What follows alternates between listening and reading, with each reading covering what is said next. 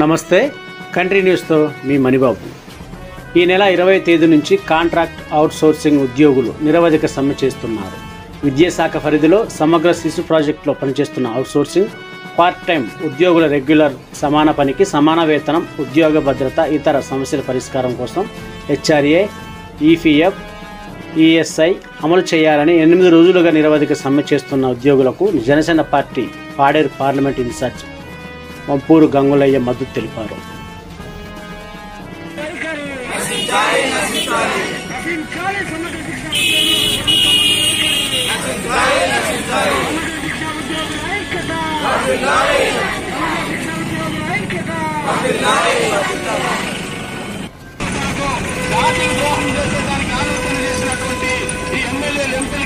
మరి కనీస జ్ఞానం లేనటువంటి పరిస్థితుల్లో వాళ్ళకి జ్ఞానం కల్పించాలని కూడా మనం మనస్ఫూర్తిగా కోరాల్సిన అవసరం ఉన్నది.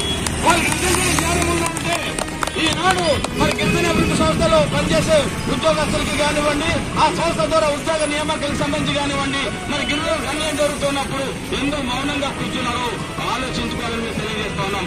ఇదంతా ఈ పక్క జరుగుతూ ఉంటే మీ అందరూ మరి సిఐటిఓలు అనేక సందర్భాలు చెప్తూ ఉంటారు. మరి రాష్ట్రంలో ఉన్నటువంటి మన గిరిజన జనాభా అంతా కలిపితే 18 లక్షల మంది ఉన్నాం. 34 కులాలు ఉన్నాం. ఈ 34 కులాలకు సంబంధించిన 18 లక్షల జనాభాలో సతీష్ ఒక్క నిమిషం నేను చేస్తాను. ఒక్క నిమిషం. ప్రాంతాల్లో మౌలిక సదుపాయం లేదు, రోడ్డు సదుపాయం లేదు, వైద్య సదుపాయం లేదు, మంచినీటి సదుపాయం లేదు, ఆఖరికి పండించిన పంటలు అమ్మకానికి కావాల్సినటువంటి మార్కెట్ సదుపాయం కూడా లేదు.